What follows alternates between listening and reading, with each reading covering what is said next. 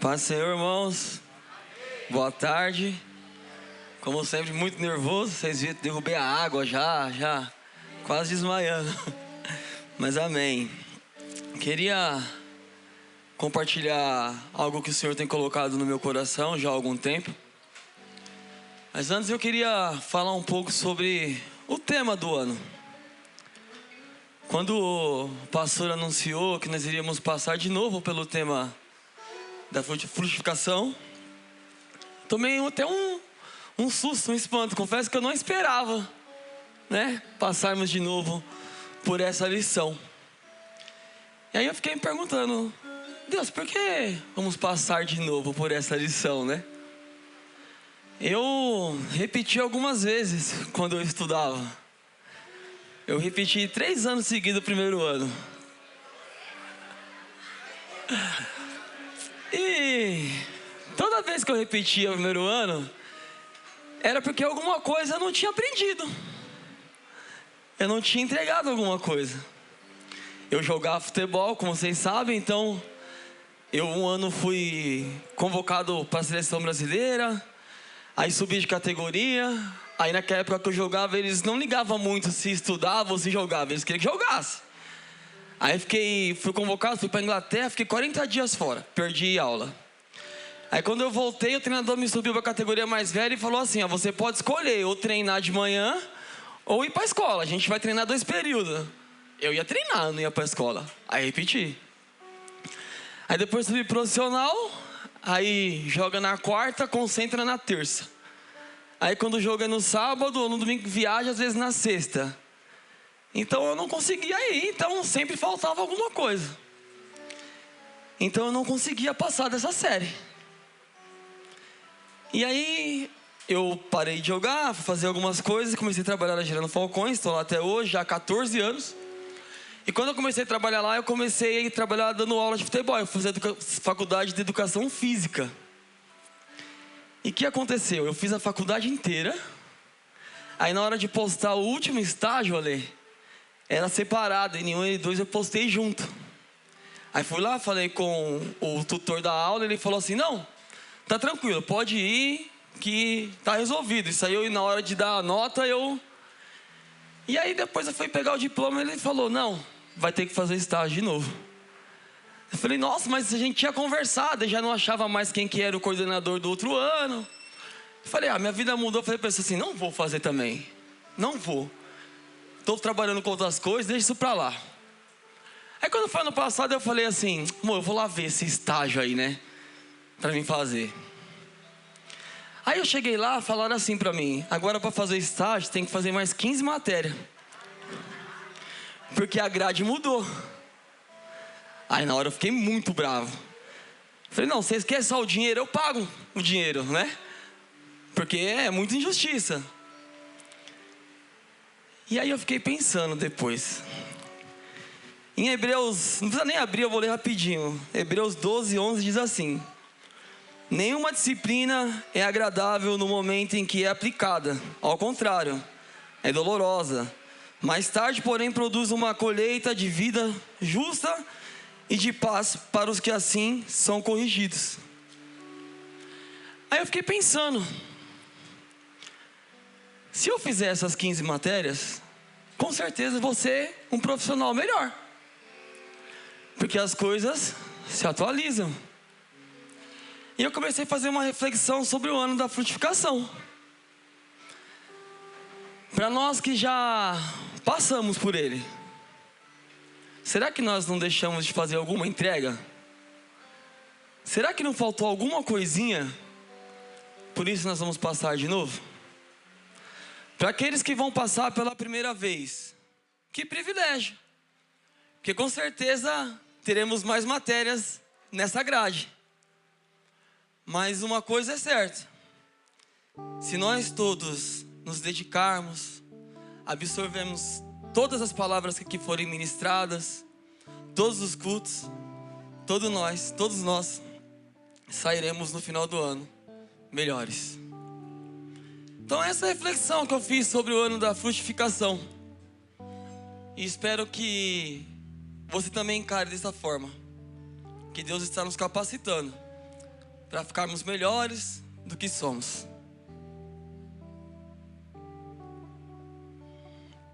Amém? Como a ministração que Deus colocou no meu coração fala muito sobre os 4 primeiros pregadores que estiveram aqui. Então eu não vou fazer um resumo para não ficar maçante. Mas eu queria começar lendo João 15, 5.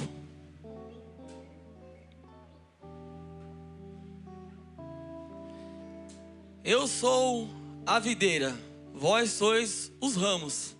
Quem permanece em mim e eu nele, esse dá muito fruto, porque sem mim nada podeis fazer. Aqui Jesus está perguntando para nós quem Ele é, quem nós somos, ou Ele está afirmando? Jesus está afirmando. Ele não pergunta se Ele é a videira e se nós somos os ramos. Ele nos define como tais, em ordem de importância, em ordem de dependência. Quem depende de quem nesse contexto? O ramo depende da videira ou a videira depende do ramo? Então a gente já consegue entender que nós dependemos de Deus. Isso define o nosso papel e não nos dá margem mais para a crise de identidade. Eu vejo muitas vezes, pastor, nós aqui querendo nos achar, né? Quem sou eu em Cristo? O que o Senhor espera de mim? O que eu devo fazer? Essa palavra já nos define que nós devemos ser dependentes da videira. Então quando surgir alguma dúvida, alguma coisinha no coração, lembre dessa palavra. O Senhor já definiu quais são os nossos papéis.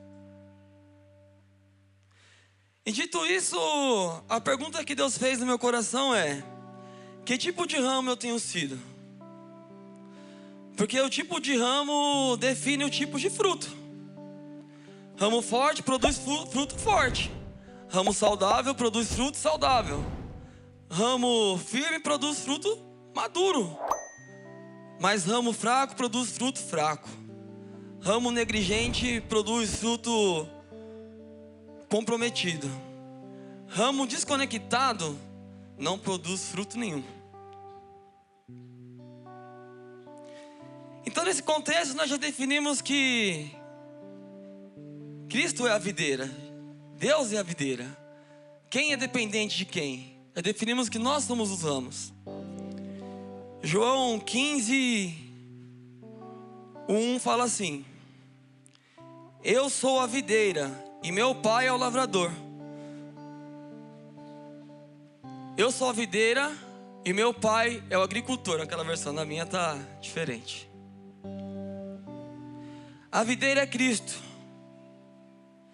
Ela é a fonte da vida, ela é a raiz da vida, ela é quem produz a seiva. Sem videira não há fruto, sem videira não há vida. A videira define quem é o ramo. O ramo não tem identidade fora da videira. A videira continua sendo videira sem o ramo, mas o ramo não sobrevive sem a videira. E nisso já me pegou muito. Quantas vezes nós vemos, Gleição, alguns irmãos em nosso meio, ou até mesmo em outros lugares, se decidindo por não mais servir a Cristo, pastor? Quando isso acontece, sabe o que essa pessoa está decidindo? Está decidindo morrer.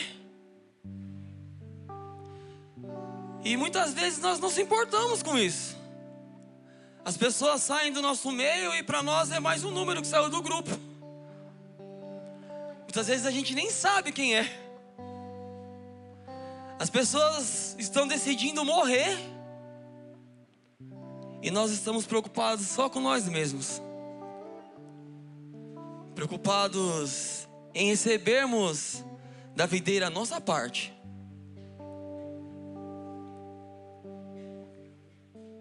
Isso é muito grave, irmãos.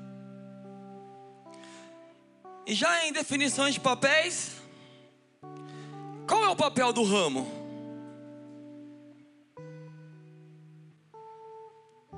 Lembrando que o ramo somos nós. Quem quer me ajudar? James, me ajuda? James já falou a resposta, está anotada aqui. A função do ramo é gerar frutos.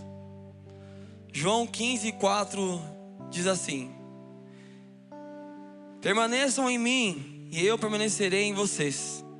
Pois assim como um ramo não pode produzir frutos se não estiver na videira, vocês também não poderão produzir frutos a menos que permaneçam em mim. O papel do ramo é gerar fruto. Mas tem um detalhe que pega aí.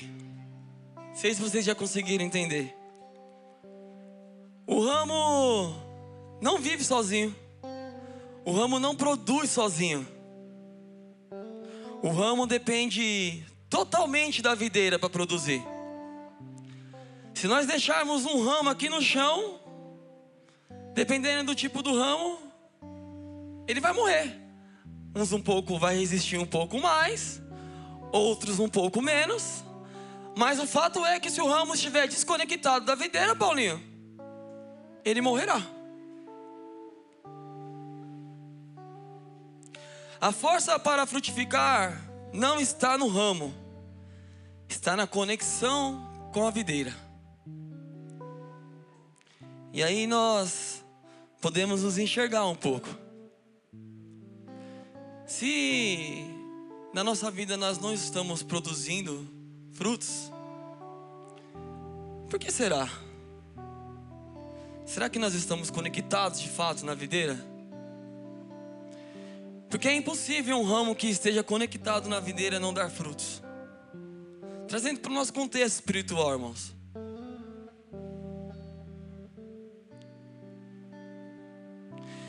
E aí eu quero entrar numa parte bem importante da administração. Por que o ramo não sobrevive fora da videira? Alguém sabe o que o ramo recebe da videira? O ramo recebe seiva. A seiva é o que sustenta o ramo. Circula dentro da planta. Não é visível, mas é essencial. Leva nutrientes da raiz até o ramo. Sem seiva não há crescimento, não há sustentação, não há fruto. A seiva representa a vida, a presença contínua, graça sustentadora, força que vem de Deus. O ramo não produz seiva, ele recebe ela. O ramo só vive se a seiva fluir nele. Se a seiva parar de fluir, o ramo morre.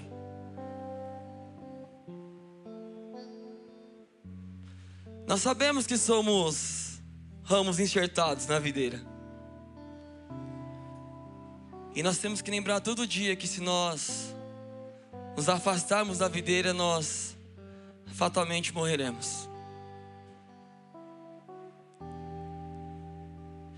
Podemos dizer que a seiva representa o Espírito Santo de Deus em nós.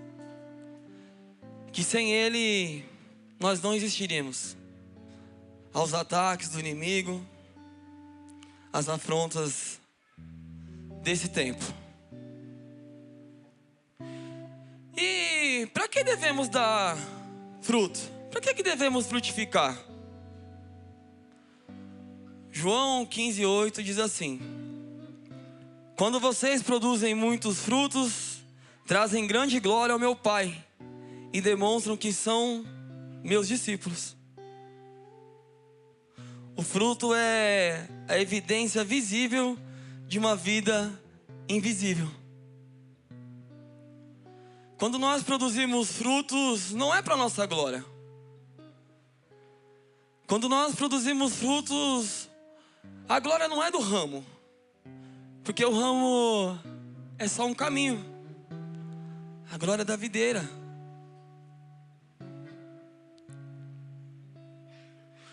O fruto não é dom, o fruto é caráter revelado. O fruto é glorificar o Pai. O fruto não exalta o ramo, exalta o Pai. Os frutos não salvam, mas evidenciam a salvação. Onde há ceifa, há fruto. Mas tem um detalhe que eu queria compartilhar muito com os irmãos, e eu queria que vocês entendessem essa analogia. Quando a gente pega um ramo que está já com um fruto na ponta, e a gente arranca ele da videira, e a gente coloca ele aqui, o ramo já morre instantaneamente? O fruto já morre instantaneamente? O fruto ainda continua ali. Isso é um perigo muito grande, irmãos. Às vezes nós podemos ainda estar com o fruto, mas já sem a seiva correndo dentro de nós. Às vezes a nossa vida pode até estar demonstrando ainda alguns frutos, mas já desconectados da videira. Às vezes o dom, a oratória, a postura, a vestimenta pode enganar em dizer que ainda estamos conectados, quando não mais estamos. E como podemos nos prevenir disso? Participando do corpo, participando com Deus, estando presente de corpo e alma. O Senhor não tem prazer nenhum em desconectar o ramo da videira. Se dizer que 100% das vezes em que eu me desconectei da videira, a culpa foi minha. O Senhor não teve nada a ver com isso. O Senhor nunca me desapontou, porque Ele não nos deve nada. Quando a expectativa está alinhada, é impossível se chatear, é impossível se machucar, porque a gente alinha a expectativa. Como eu vou me ferir com Cristo e querer me desplugar da videira, se eu tenho a expectativa alinhada de que Ele é o caminho, a verdade e a vida, e que eu que dependo dEle? Que nós possamos escolher viver uma vida alinhada e enxertada na videira. O que faz um ramo dar bons frutos? Lembramos que no início nós falamos que ramo forte produz bons frutos. Como ser um ramo forte, um ramo saudável? João 15:4. Permaneçam em mim, e eu permanecerei em vocês. Pois assim como o ramo não pode produzir frutos se não estiver na videira, vocês também não poderão produzir frutos a menos que permaneçam em mim. O pastor Ale falou muito isso, sobre permanecer. Permanecer é o segredo.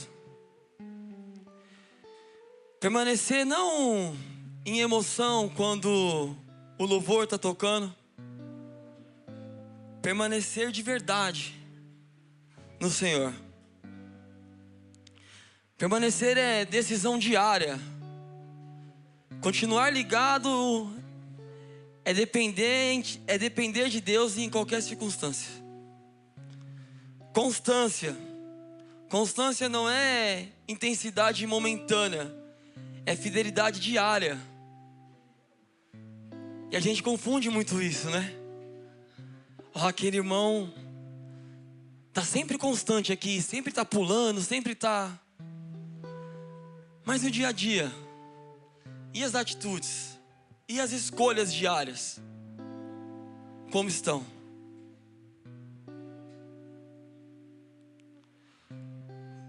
Permanecer é ter o coração tratado, é liberar perdão, é entender que Cristo já nos perdoou. São os 10 mandamentos, são as disciplinas que nós tanto temos aprendido.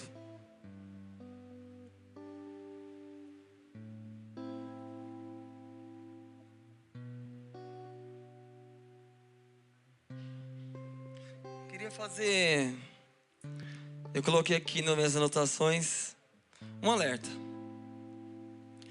para o ramo que parece bonito, mas não frutifica.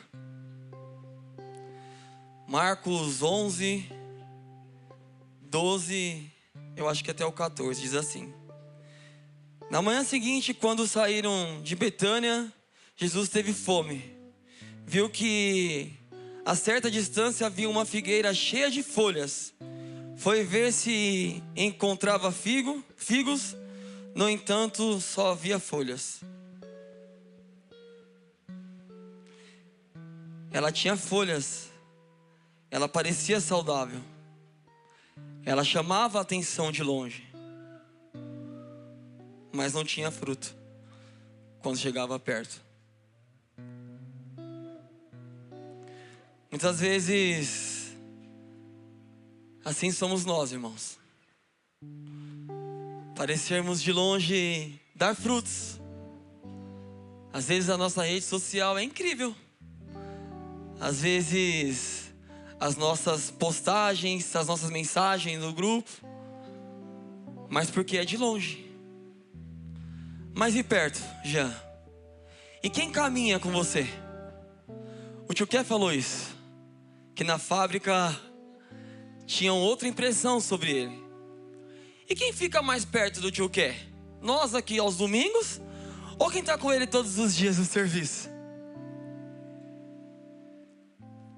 Será que para o Paulinho eu pareço um homem cheio de Deus? Alguém que busca? E na minha casa a minha esposa sofre comigo? Será que só temos folhas verdes, mas não temos frutos? Que nós possamos, irmãos, nos policiar e entender o que verdadeiramente o Senhor quer fazer através de nós. Eu queria passar um vídeo, feito essa introdução. Eu queria que os irmãos assistissem com muita atenção. E depois eu queria ministrar algo que o Senhor colocou no meu coração. Até aqui, amém, irmãos? Vocês estão acordados? Vocês estão bem? Ou estão sofrendo como eu sofri? Tá difícil. Amém? Edinho?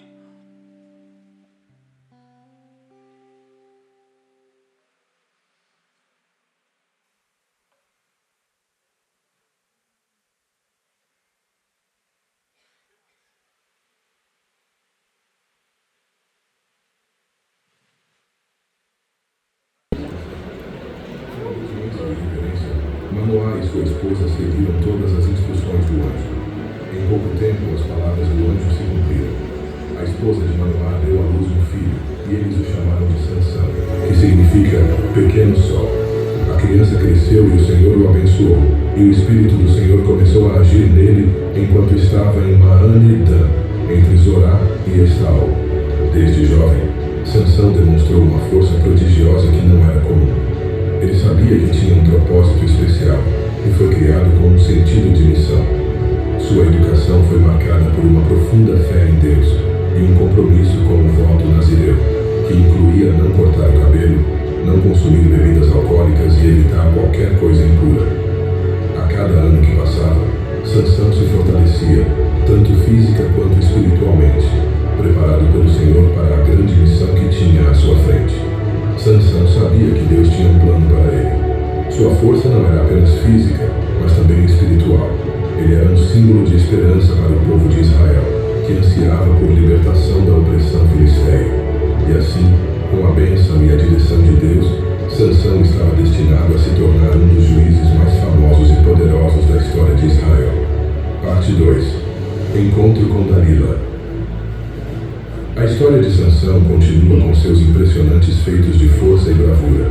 Sua reputação como um guerreiro invencível cresceu, e os filisteus estavam determinados a encontrar uma maneira de derrotá-lo. Em uma de suas viagens a Gaza, Sansão se apaixonou por uma mulher chamada Dalila, uma figura que mudaria o curso de sua vida para sempre. Dalila era uma mulher de grande beleza e carisma, e Sansão rapidamente foi cativado por ela. No entanto, os líderes filisteus viram em Dalila uma oportunidade. Eles se aproximaram dela com uma proposta tentadora. E disse o líder filisteu: cada um de nós lhe dará 1.100 peças de prata, se você descobrir o segredo da grande força de Sansão e nos mostrar como podemos dominá-lo. E Dalila, motivada pela recompensa, começou a perguntar a Sansão sobre o segredo de sua força. No início, Sansão brincou com ela, dando respostas falsas. E disse Dalila: Sansão, querido, por favor, me diga o segredo de sua grande força e como você pode ser amarrado para ser subjugado. E Sansão respondeu: se me amarrarem com 7 cordas de arco frescas que ainda não foram secas, eu ficarei tão fraco quanto qualquer outro homem. E Dalila seguiu suas instruções, e os filisteus tentaram subjugá-lo. No entanto, Sansão quebrou as cordas com facilidade, frustrando os planos dos filisteus. Mas Dalila não desistiu. Com lágrimas nos olhos, ela implorou a Sansão, acusando-o de não confiar nela e de não amá-la de verdade. E disse: como você pode dizer que me ama quando você não confia em mim? Você zombou de mim 3 vezes agora e não me contou o segredo de sua grande força. Cansado das constantes pressões de Dalila, Sansão finalmente cedeu. Ele revelou o verdadeiro segredo de sua força. E disse Sansão: minha força vem de meu voto nazireu. Desde o nascimento nunca foi usada a navalha na minha cabeça.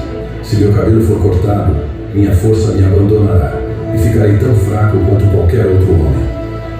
Com o segredo finalmente revelado, Dalila esperou até que Sansão adormecesse.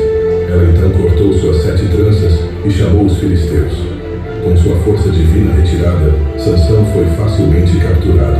Os filisteus o prenderam, arrancaram seus olhos e o levaram para Gaza, onde foi colocado para trabalhar como escravo. A queda de Sansão foi trágica, mas sua história estava longe de terminar. Em sua fraqueza e humilhação, ele encontrou um novo propósito e renovou sua fé em Deus, preparando-se para um último ato de força e coragem. Parte 3. Vingança e sacrifício final.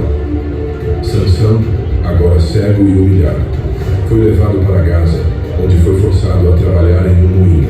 Seus inimigos acreditavam que finalmente o tinham derrotado, mas mesmo na escuridão da prisão, Sansão começou a refletir sobre seu chamado e renovou sua fé em Deus.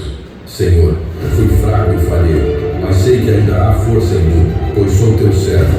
Dá-me uma última oportunidade de cumprir o propósito para o qual fui destinado. Passados alguns dias, os filisteus organizaram um grande festival em honra de seu deus Dagon, atribuindo-lhe a vitória sobre Sansão. Para se divertirem às custas de seu antigo inimigo, trouxeram Sansão ao templo para zombar dele publicamente. E disse o líder filisteu: tragam Sansão, vamos divertir-nos com a fraqueza deste homem que uma vez nos aterrorizou. Colocado entre 2 colunas centrais que sustentavam o templo, Sansão viu uma última chance de cumprir seu destino. Ele clamou ao Senhor com toda a sua alma: ó soberano Senhor, lembra-te de mim. Por favor, Deus, dá-me força só mais uma vez, para que como um único golpe eu possa me vingar dos filisteus com meus 2 olhos. Com a força renovada dada por Deus, Sansão agarrou as colunas e as empurrou com toda a sua força. O templo começou a tremer, os gritos dos filisteus transformando-se em pânico quando perceberam o que estava acontecendo. E gritou Sansão: que eu morra com os filisteus! Com um último ato de força e coragem, Sansão derrubou o templo, matando mais filisteus em sua morte do que em toda a sua vida. Ele sacrificou-se para libertar seu povo, cumprindo seu destino como o juiz escolhido por Deus. A história de Sansão é uma poderosa lição de fé, força e redenção. Mesmo em sua fraqueza, Deus usou Sansão para realizar grandes feitos. Seu sacrifício final trouxe paz a Israel, lembrando-nos que, com fé em Deus, podemos encontrar força e propósito, mesmo nos momentos mais sombrios. Obrigado por assistir a nossa nova série, Heróis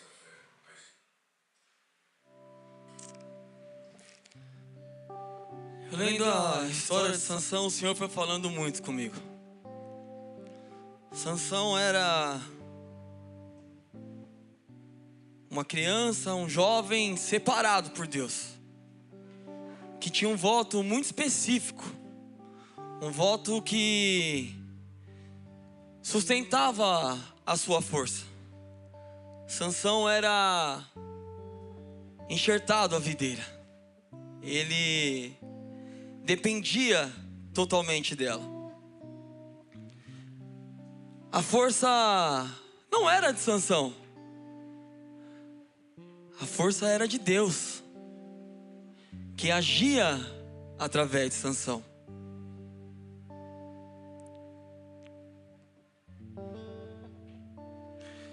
Em Juízes 15, em Juízes 14, 6, nós vemos que quando Sansão demonstrava força, era o Senhor agindo através dele.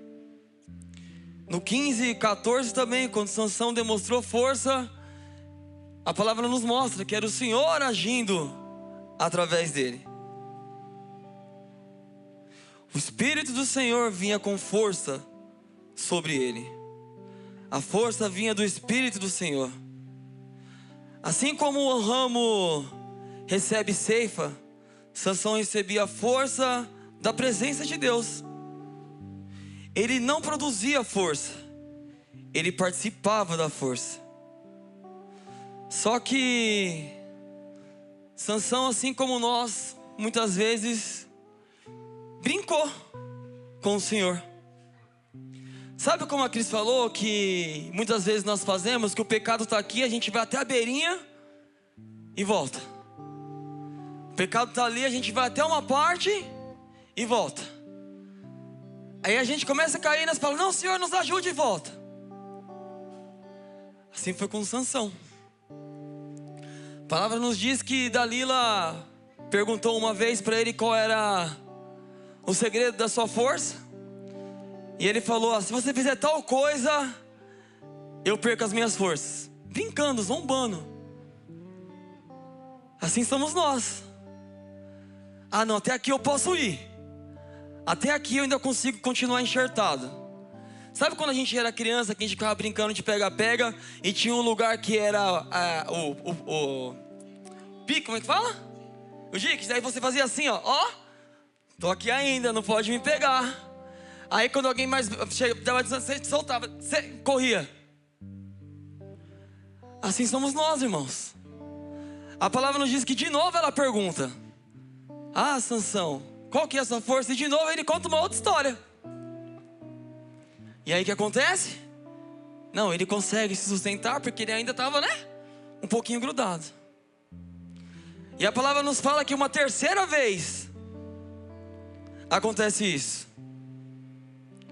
E ele mente de novo. Só que a Bíblia nos conta que nessa terceira vez ele já foi um pouco longe demais. Ele já revelou alguma parte do segredo, que era o cabelo. Lembrando que o cabelo é apenas uma representação da verdadeira força de Sansão. A verdadeira força de Sansão era estar enxertado à videira. E ele dá esses indícios. Ele brinca, ele ficou mais tempo longe, E aí veio ele. Na quarta vez a Bíblia nos conta que ele revela o segredo. E aí vem a parte mais assustadora que Deus falou comigo. Juízes 16, 19, que diz assim: Dalila fez Sansão dormir com a cabeça em seu colo, e aí então chamou um homem para cortar as 7 tranças do cabelo dele. Desse modo começou a enfraquecê-lo, e suas forças o deixaram. 20.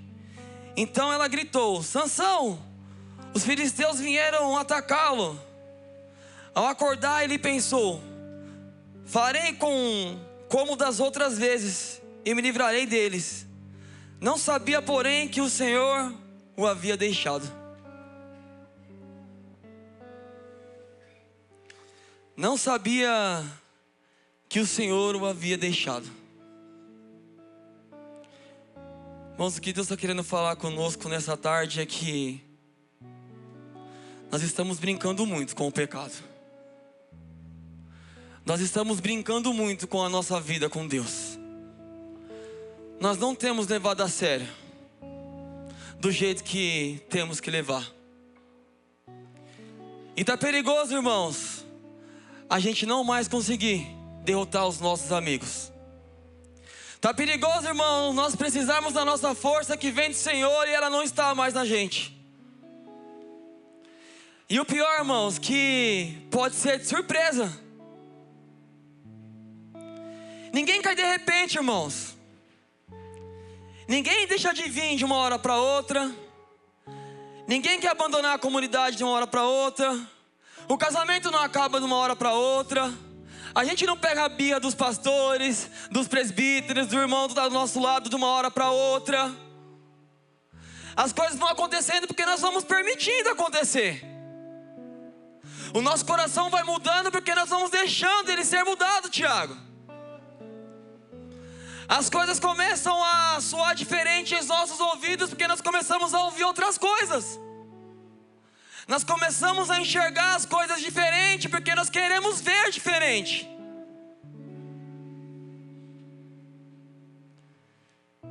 Se nós continuarmos a brincarmos de estar enxertado na videira, irmãos, vai chegar uma hora que, como Sansão, nós não teremos força.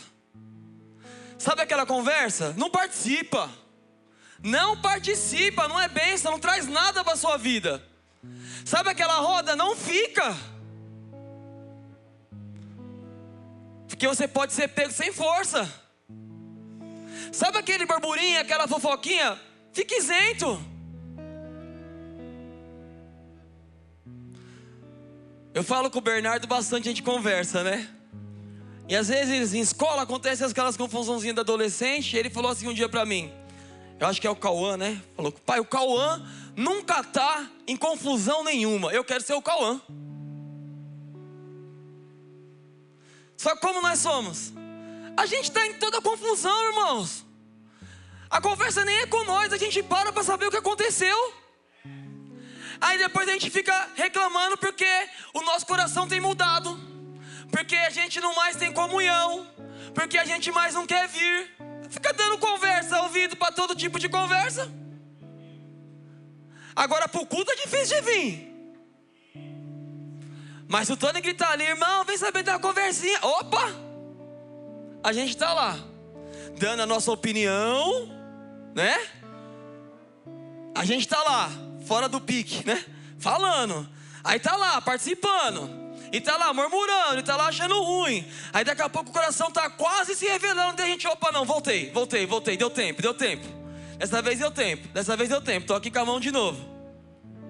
Aí de novo. Aí começa uma coisa lá e você tá lá no meio. Aí lá no serviço acontece esse negócio, você tá na confusão. Aí daqui a pouco você vem pro culto, daí você chora. Aí a palavra fala com o seu coração. Aí você fala: não, Senhor, aqui é o meu lugar. Eu não sei o que eu tô pensando. E coloca a mão e volta.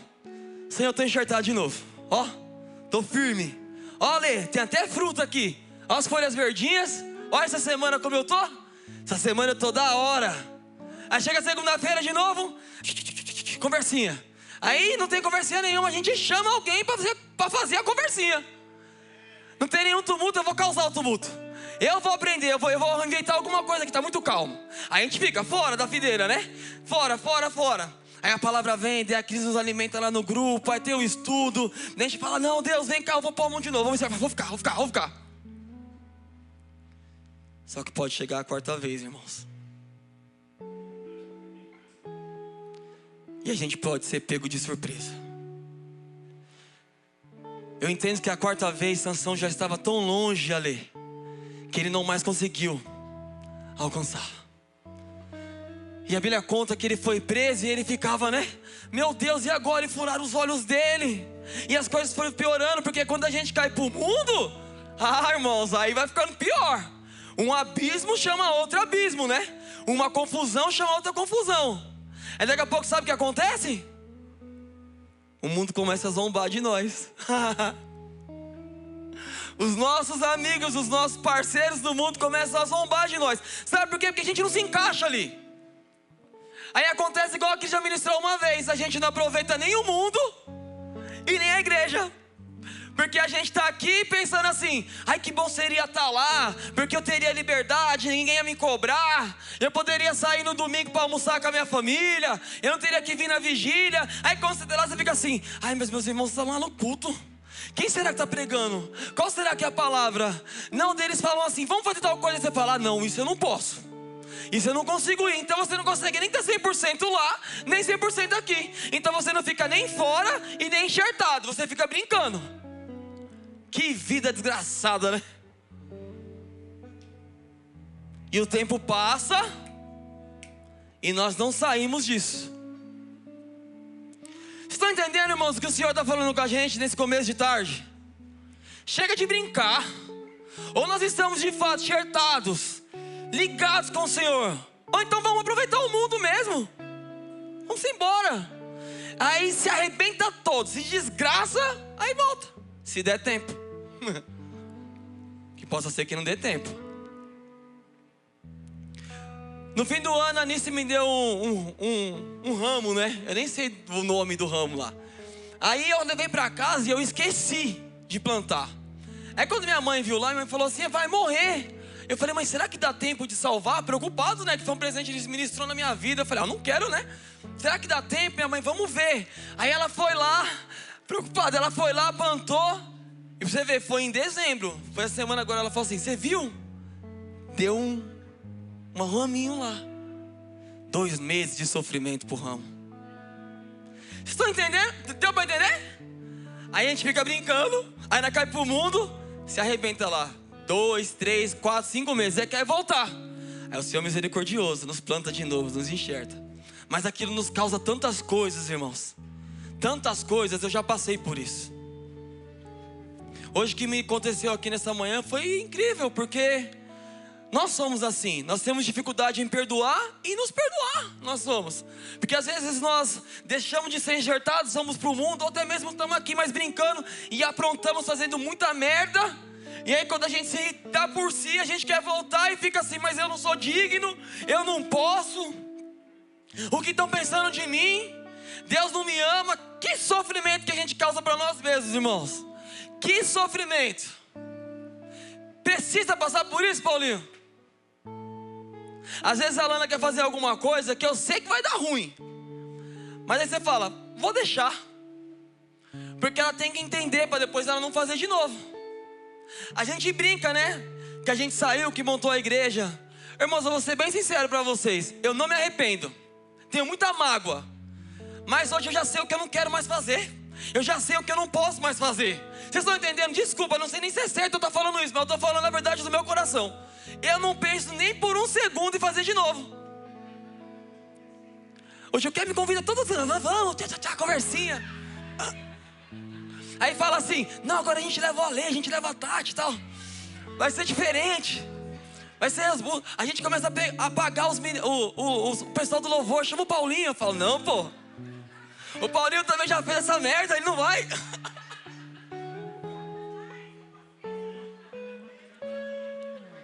Meus irmãos, como a gente se coloca no BO. Como a gente se coloca nesse lugar. A confusão nem é com nós. A conversinha nem é com a gente. Nós estamos aqui firmes. Aí ao menor sinal de fumaça a gente já quer fazer o churrasco, querendo ser a carne ainda.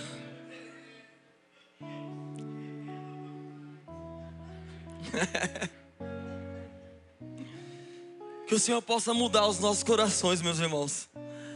Que nós possamos entender que o melhor lugar para se estar é enxertado no Senhor.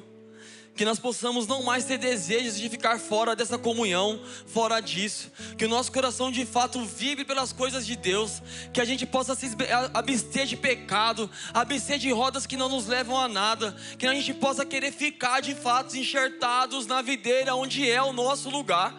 A palavra nos mostrou aqui que Sansão foi desde o ventre da sua mãe. Deus já tinha um plano para ele. Ele precisava passar pelas coisas que ele passou, pastor? Ele não precisava. O Senhor já tinha um plano para ele. Só que ó, o que brincar com o pecado nos leva.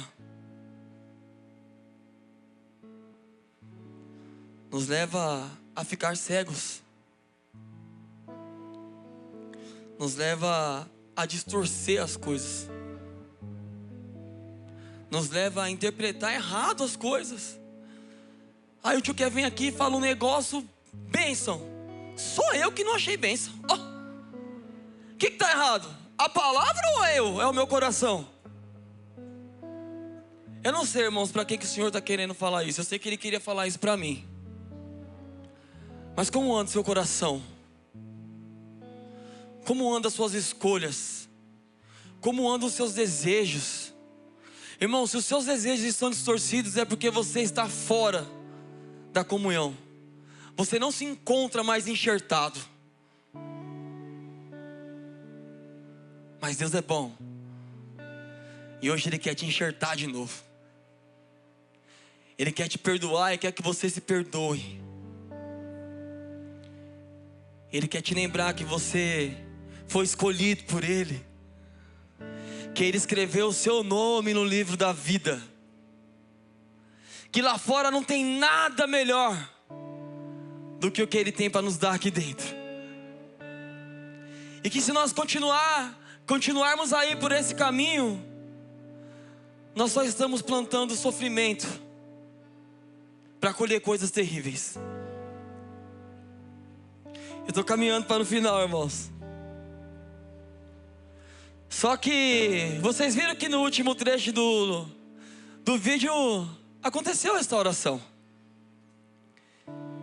E essa manhã o Senhor não nos trouxe aqui só para nos bater e para nos falar que estamos fora, que não tem jeito. O Senhor nos trouxe aqui para falar que Ele está de braços abertos para que nós possamos ser enxertados de novo. E o Senhor nos trouxe aqui para nos alertar que se estivermos saindo, para a gente não sair. Irmãos, eu não estou aqui defendendo a nossa comunidade. Não é isso, irmãos. Eu estou falando sobre estar em Cristo.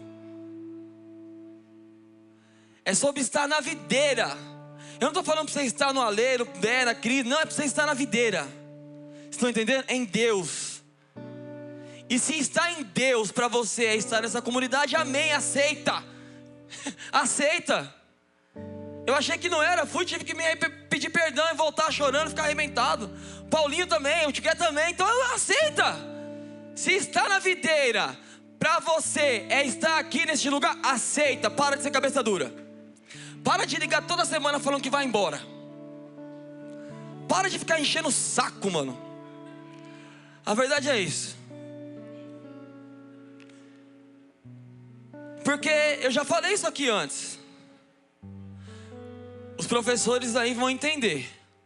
Quando tem alguém na sala de aula que não entende a matéria, você tem que ficar voltando ela, né? Pra ele. Eu lembro quando eu fui dar aula de futebol pelas primeiras vezes, eu montei eu fui trabalhar social, então tem umas crianças que têm aptidão ao esporte, outras não. E eu montei uma aula pensando que todo mundo era atleta profissional. Na segunda aula os meninos não queriam mais. Não, vou não. Mas eu tinha ali uns 3, 4, que queria mais. E que eu podia cobrar mais deles. Eles iam conseguir me dar mais. Mas o nível da sala estava baixo. Então eu não podia dar mais, não podia puxar mais. Então aquele que estava mais atrasado ficava impedindo o avanço do outro. Vocês estão entendendo, irmãos?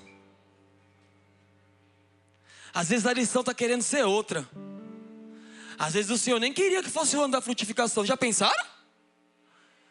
Mas teve que ser. Porque faltou alguns passar na matéria. Alguns não entregaram o estágio. E esse alguns eu me coloco. Até quando, irmãos, nós vamos atrasar o avanço do nosso time. Sabe quando você assiste um jogo assim e você fala assim: mano, o que esse jogador tá fazendo nesse time aí? Os caras não ajudam ele, mano. Sabe, Ale? Nossa, esse cara tá sofrendo. Igual quando a gente vê o Memphis no Corinthians, né? Pô, esse cara tá sofrendo aí. Sabe quando distorce o nível? Irmãos, vamos ajudar aqueles do nosso time que podem ser cobrados um pouco mais, Jean. Esses dias eu falei pro Jean, vamos marcar um amistoso meu time contra o seu. O que você falou? Falou, tá louco? Meu time não aguenta o seu, não. Será que nós não deveríamos estar provando outras coisas? E estamos provando as mesmas, porque nem todos entregaram o estágio.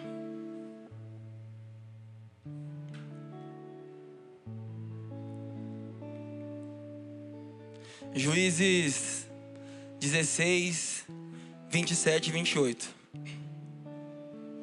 O templo estava lotado. Todos os governantes filisteus estavam presentes. E havia cerca de 3.000 homens e mulheres na cobertura, vendo Sansão e se divertindo às custas dele.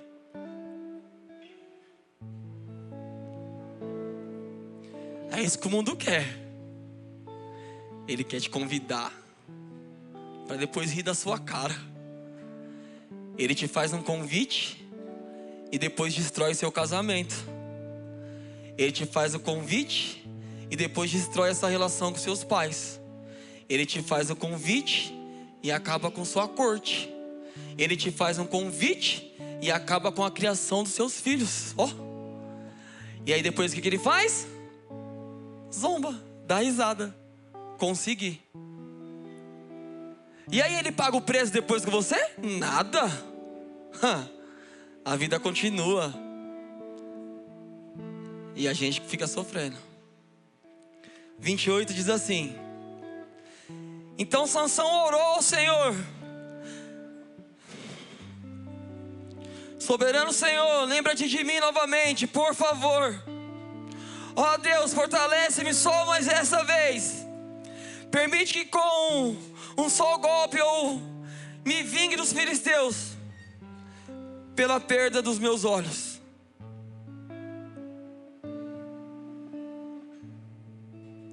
O Senhor está falando que tem solução, irmãos. Que se você se encontra desligado nesse momento, se você se encontra não enxertado, o Senhor está mostrando que tem solução, irmãos. E a solução é clamar, é se arrepender, é voltar, é confessar os seus pecados, é entender que Ele é o caminho, a verdade e a vida, que não existe nada para nós em outro lugar. Sansão orou e falou: Senhor, permite mais uma vez eu usar a força que vem de Ti. Nessa tarde o Senhor está permitindo que você use mais uma vez a força que vem dEle, para que você volte para o caminho. Eu não sei quantas vezes mais o Senhor vai permitir, eu não sei se essa é a última, irmãos, mas aproveite essa santa oportunidade de voltar a ser enxertado, de voltar a dar valor à coisa que realmente importa. Irmãos, esse caminho vai destruir a sua vida, esse caminho vai destruir os seus filhos, a sua esposa, o seu marido, a comunhão, essa comunidade. Volte, ore, clame ao Senhor, entregue na mão dEle. Permita que o Senhor opere na sua vida. Não deixe que o mundo zombe mais de nós, irmãos. É uma dor muito grande quando o irmão nosso decide morrer. Nós não podemos mais aceitar isso, irmão. Nós temos que cuidar uns dos outros. Nós temos que proteger o nosso vestiário. Nós temos que amar uns aos outros. As pessoas têm que se importar para nós. A gente tem que dar sentido às pessoas. Talvez você pode estar pensando aí: não, eu tô bom, eu tô firmão. Mas talvez é sobre você. Talvez é sobre o seu irmão que está pedindo socorro do seu lado e você não está vendo. Eu passei por isso, irmãos. Eu já fui quem precisou de socorro. Eu já fui quem era para ter acudido e eu não percebi. que o Senhor está ministrando no seu coração, irmãos. Que nós possamos entender que o único lugar para se estar é enxertado na videira. Chega, irmãos. Se coloque em pé.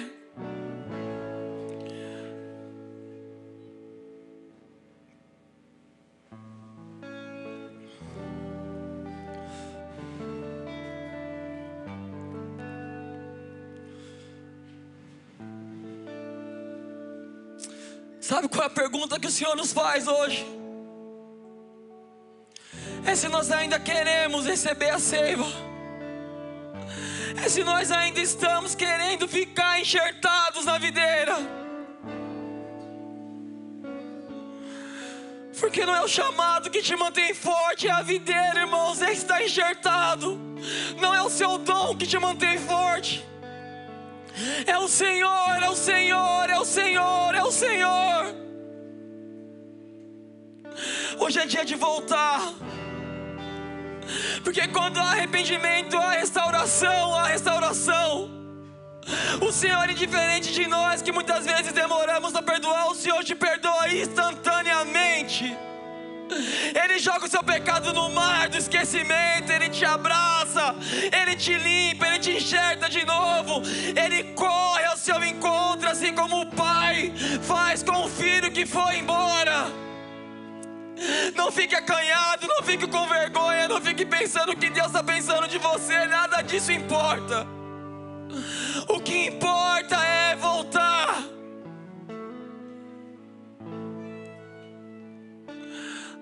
Que nós possamos ter a ceifa do Senhor correndo em nossas veias. Que o Espírito Santo de Deus possa habitar em nós. Que os nossos desejos possam estar alinhados com a palavra de Deus. Porque nós conseguimos ver o exterior, irmãos. A gente consegue ver às vezes o ramo verde, Davi, ou até um fruto que está ali, mas a gente não consegue ver se você já está fora, se você não está mais enxertado. É você. É você e Deus, irmãos. Queria que os irmãos fechassem os olhos. Queria chamar o pastor aqui, eu queria orar.